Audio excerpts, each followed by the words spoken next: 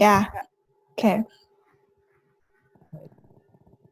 Assalamualaikum warahmatullahi wabarakatuh. Selamat siang teman-teman. Di sini kami dari penyaji pertama terkait kasus Verified Bicycles yang akan kita bahas bersama sebagai bahan materi pengantar praktik pengauditan. Di sini kami beranggotakan 4 orang yang terdiri dari Mbak Oceana, kemudian Mas Denny Rahmat, kemudian Mbak Mahfira Nur Hidayah, dan saya sendiri Muhammad Dimas Rizky Alfiansyah. Next.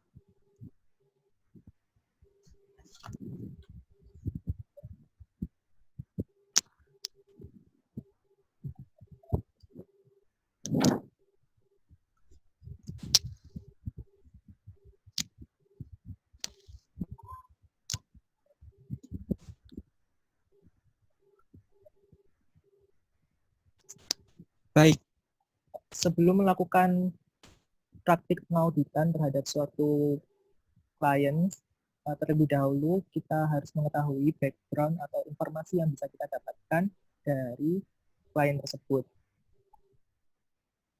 Nama perusahaan sebagai klien kita yaitu Verified Bicycles yang telah berdiri sejak atau dari tahun 1970. Bisnis ini bergerak di bidang manufaktur company yang memproduksi atau menjual, mendistribusikan touring bike, exercise bikes, dan mountain bike.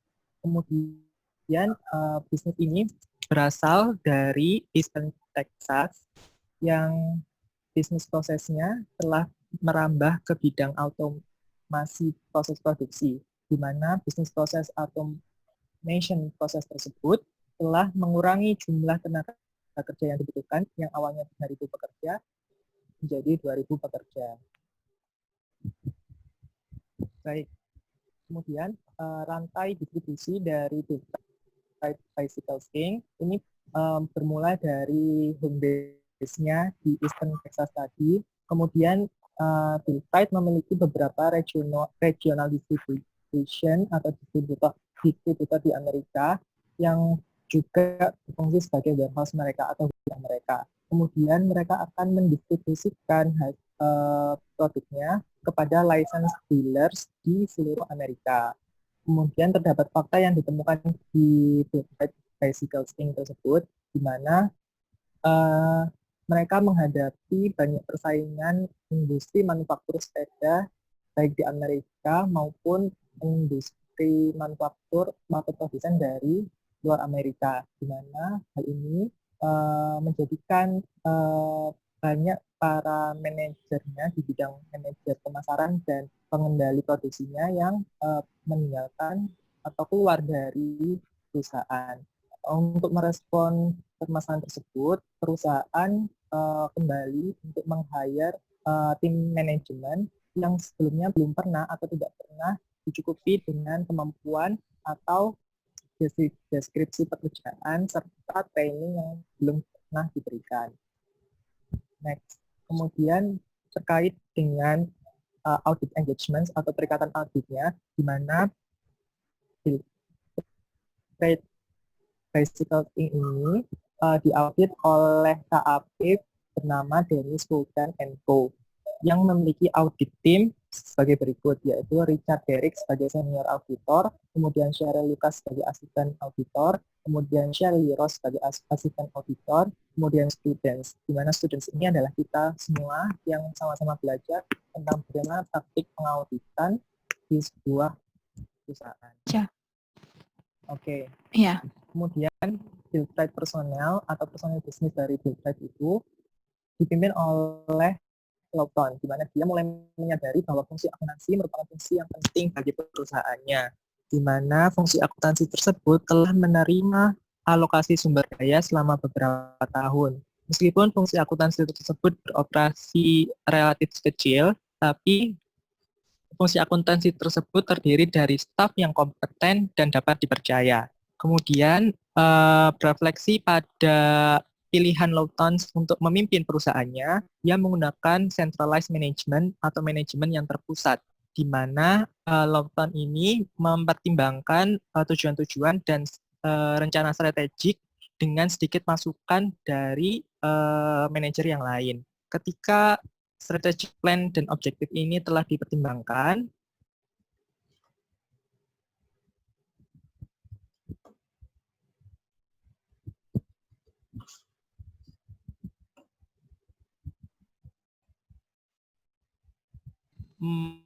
mendapatkan tidak secara luas diberikan kepada karyawannya, atau karyawannya ini tidak memiliki daya untuk dijadikan pertimbangan dalam pembentukan objektif dan strategic plan tersebut.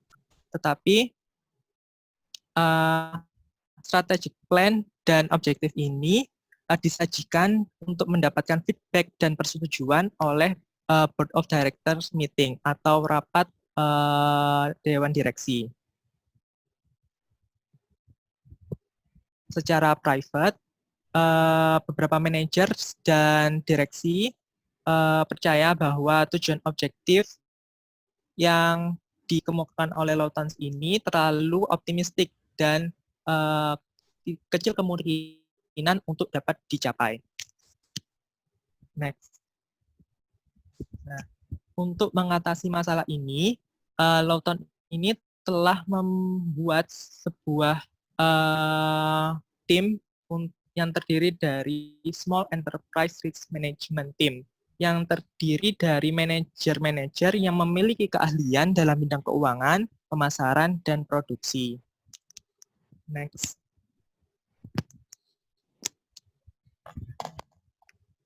Nah, berbicara tentang Board of Directors dan Audit Committee yang secara grafik akan dijelaskan kemudian nanti, di mana Lawton ini sebagai chairman atau kepala dari Dewan Direksi ini, juga terdapat Board of Director lain yang terdiri dari dua saudara dari Lawton, yang di mana mereka itu mengikatkan diri atau berikat kepada perusahaannya hari ke hari dalam manajemen perusahaan Billtrade. Kemudian selain Lawtons dan saudara Lawtons, Dewan Direksi itu terdiri dari bendahara perusahaan Billtrade dan wakil presiden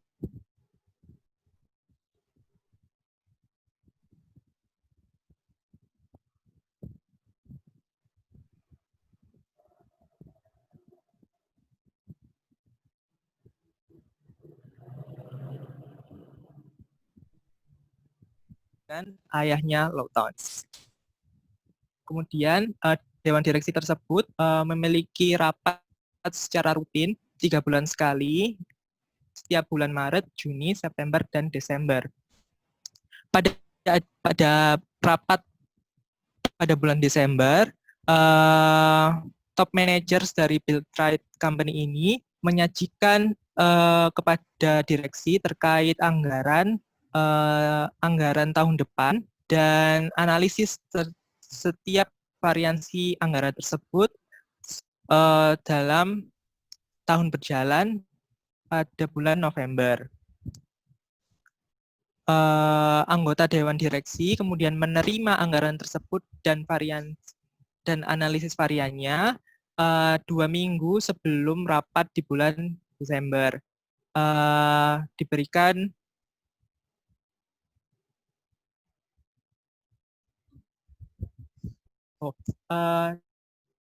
karena beberapa anggota Dewan Direksi tersebut memiliki keahlian keuangan yang terbatas pada bidang industri sepeda, maka anggota direksi tersebut selalu mempertanyakan atau meminta tantangan terhadap anggaran tahun depan terkait beberapa hal yang mungkin dapat ditanyakan oleh Dewan Direksi tersebut terkait variansi anggaran.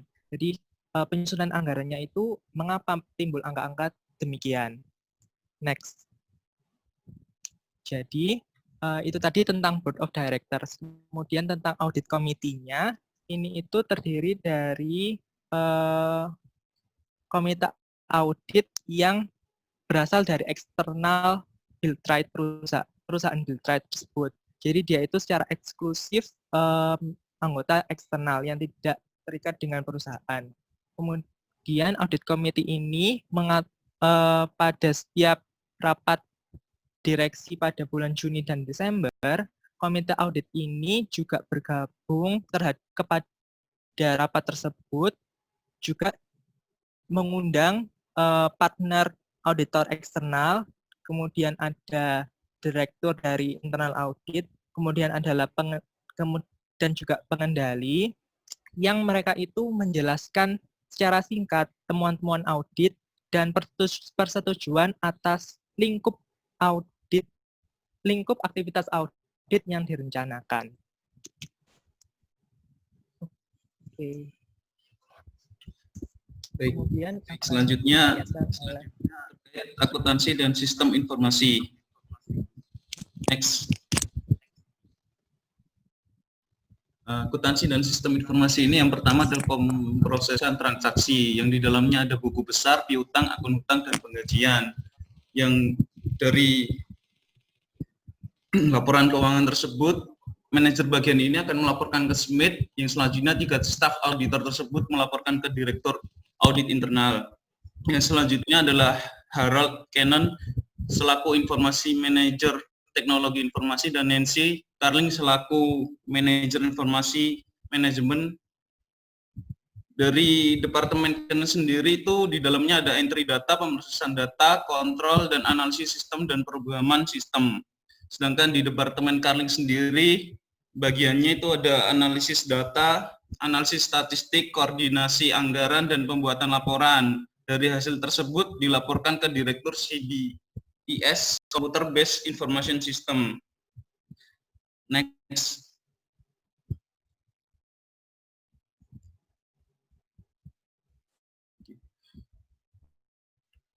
Billtrade menutup buku besar pada basis tahun kalender.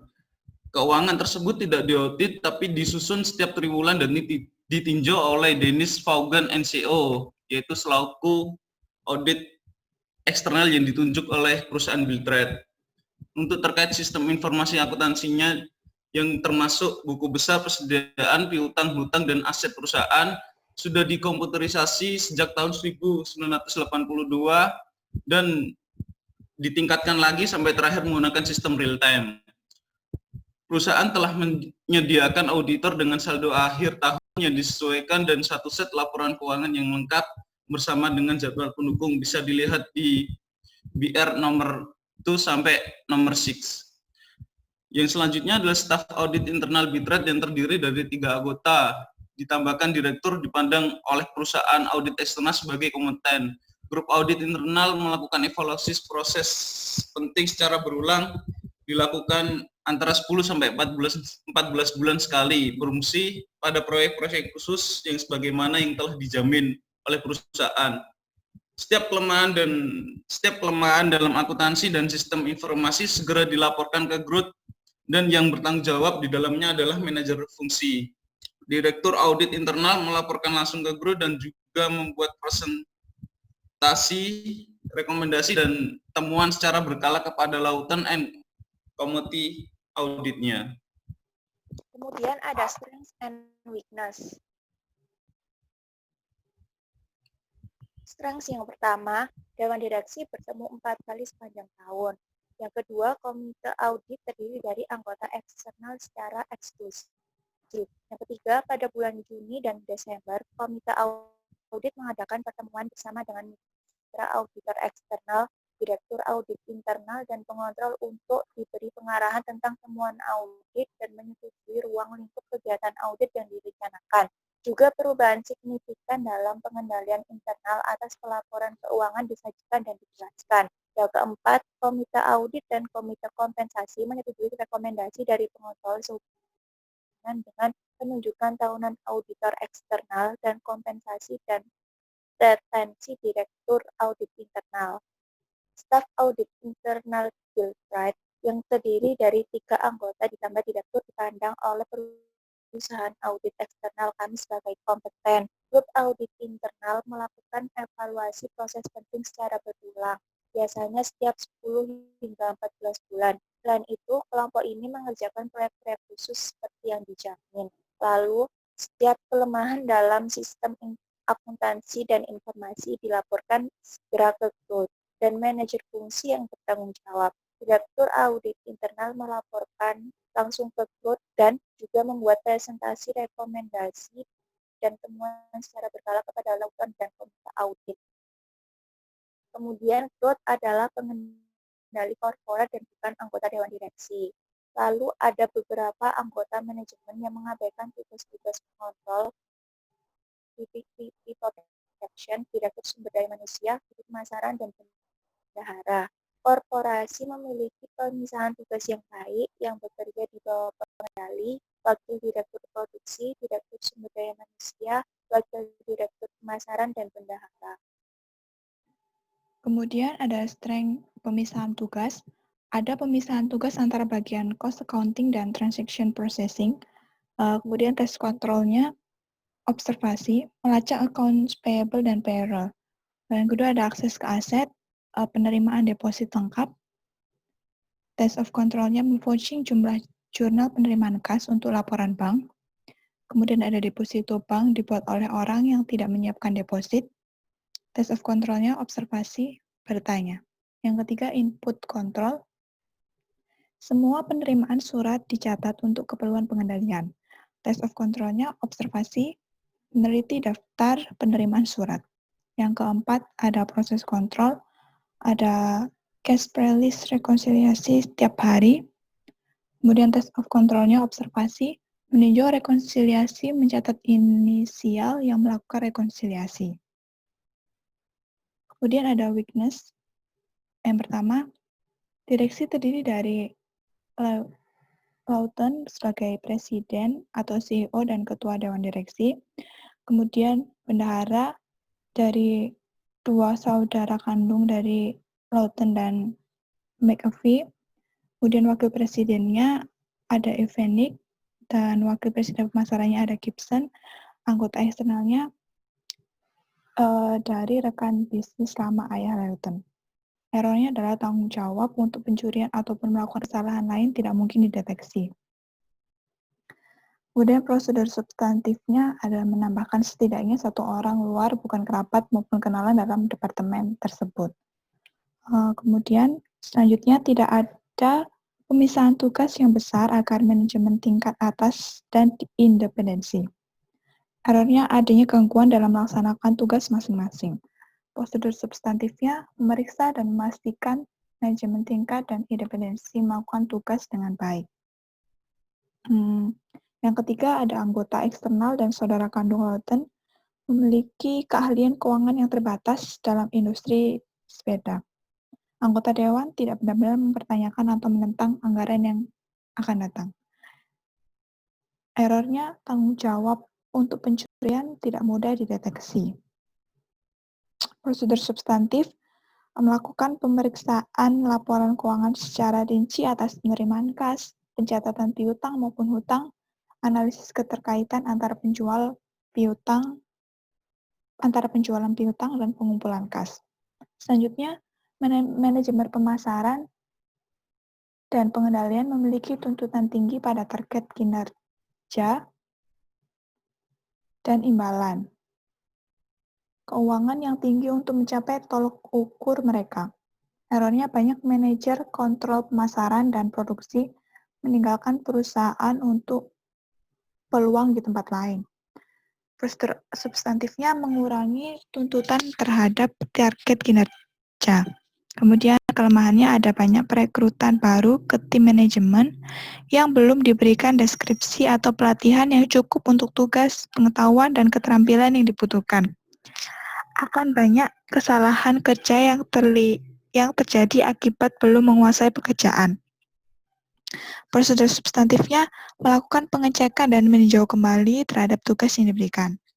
Kemudian ada wakil presiden produksi dan pemasaran menentukan tujuan dan rencana strategis build rate dengan sedikit masukan dari manajer lain.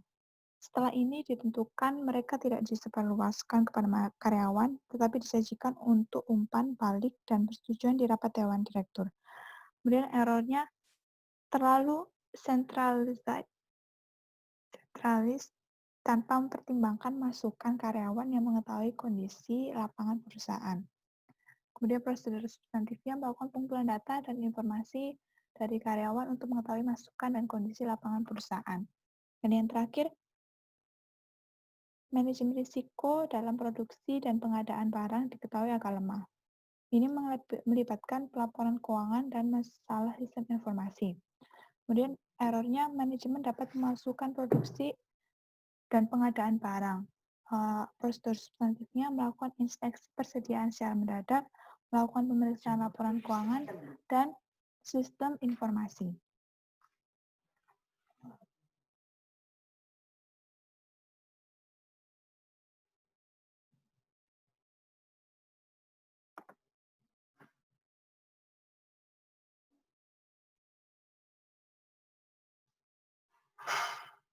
Ganti yang mana itu? Yang punya muka yang struktur. Iya. Aduh.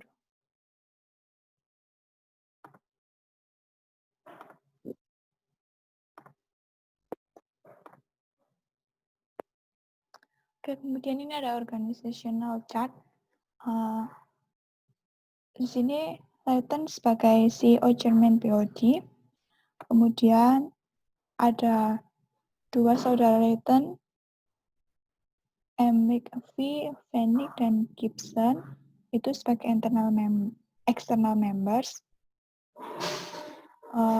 Kemudian di bawahnya ada Groth sebagai Corp Controller dan Fennick sebagai FP Production Board Member dan Schroeder sebagai Director of HR dan Gibson sebagai FP Marketing Board Member dan M. McAfee sebagai Treasury Board Member. Di sini Groth membawahi ada Chief Accountant, kemudian Director of Internal Auditing, ada Director of CBIS, kemudian ada Miss Manager. Chief Accountant sendiri membawahi Transaction Processing yang dijabat oleh Smith, dan Transaction Processing membawahi Manager of General Ledger, Accounts Receivable, Accounts Payable, dan Payroll. Kemudian Chief Accountant juga membawahi Cost Accounting dan Financial Statement. Director of Internal Auditing membawahi 3 staff auditors. Kemudian Director of CBIS membawahi IT Management, di mana itu ada Departemen Data Entry, Data Processing, Control, dan Analysis and Program. Kemudian FP Production Board Member yang dijabat oleh Fennick membawahi Director of Purchasing, kemudian Plant Manager, dan juga Factory Supervisor. Selanjutnya Director of HR membawahi 3 Personnel Officer. Kemudian Gibson membawahi Product Manager Touring Bikes, Product Manager Mountain Bikes, dan Product Manager Stationary Bikes, yang dimana mereka semua membawahi sales staff. Kemudian ada 3 support member membawahi Credit Manager, Portfolio Manager, dan Kasir.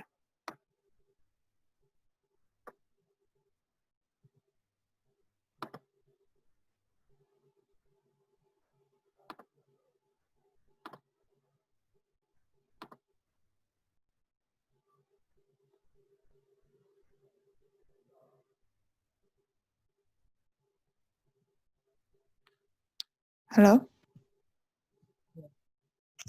Kemudian terkait dengan spesifik program yang berjudul Analysis One, di situ dapat ditemukan informasi terkait working paper yang ditemukan atau diperoleh informasi dari perusahaan terkait dengan ini, kemudian sales dan cost of goods sold. Kemudian comparative schedule of manufacturing overhead and operating expenses dan inventories. Dapat dilihat di working paper yang pertama. Di situ tim audit atau auditor menemukan atau memperoleh informasi terkait analytic review procedures planning terkait comparative income statement dari perusahaan Biltray tersebut untuk tahun 2009, 2008, 2007, 2006, dan 2005. Jadi di setiap tahunnya auditor dapat melihat berapa angka yang tertera untuk setiap variabel di comparative income statements dan tentunya jumlah pendapatan atau net income di setiap tahunnya. Nah, kemudian pada working paper yang berjudul A2, di situ tim audit atau auditor menemukan atau mendapat informasi tentang sales and cost of goods sold by product line untuk tahun yang berakhir pada pada 31 Desember untuk tahun 2009 dan 2008. Di situ dapat diperoleh informasi oleh auditor terkait jumlah cost of goods sold untuk tahun 2009 dan 2008.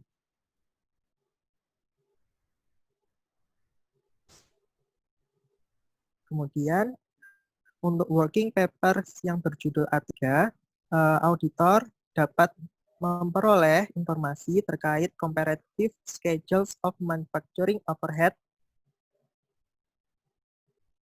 untuk tahun yang berakhir 2009 dan 2008. Di situ auditor dapat menemukan berapa komposisi biaya manufaktur untuk memproduksi dalam operasi perusahaan Biltray selama tahun 2009 dan 2008. Dapat diketahui jumlah beban operasinya, kemudian beban penjualan dan beban umum.